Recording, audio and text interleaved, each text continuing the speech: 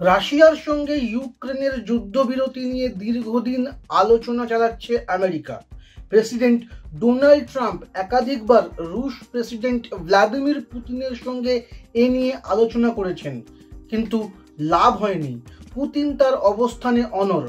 কিছুদিন আগে ট্রাম্প হুঁশিয়ারির সুরে জানিয়েছেন 50 দিনের মধ্যে ইউক্রেনের সঙ্গে শান্তি সমঝোতায় পৌঁছাতে রাজি না হলে রাশিয়া তো বটেই, তার সঙ্গে যে সমস্ত দেশ বাণিজ্য করে তাদের উপরেও 100% শুল্ক আরোপ করা হবেই।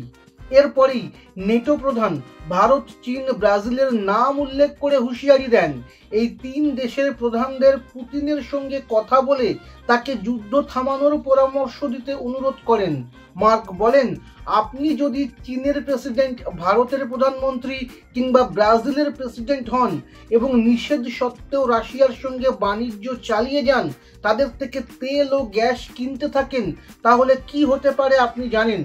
মস্কোয় যিনি বসে আছেন তিনি যদি শান্তি আলোচনাকে গুরুত্ব না দেন, তাহলে আপনাদের বিরুদ্ধেও কড়া পদক্ষেপ করা হবে। সুতরাং দয়া করে পুতিনকে ফোন করুন এবং যুদ্ধ থামাতে বলুন। নেটো প্রধানের সেই হুঁশিয়ারিরই জবাব দিয়েছে ভারত।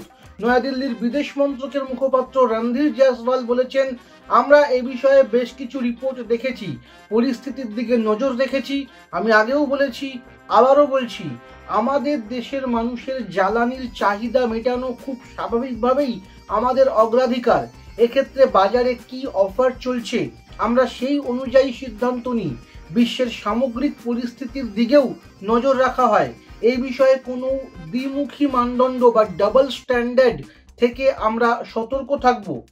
অনেকে মনে করছেন বিদেশ মন্ত্রকের এই বক্তব্যে পরোক্ষে আমেরিকাকেও বার্তা দেওয়া হলো, যদিও আমেরিকার নাম করেননি রণধীর।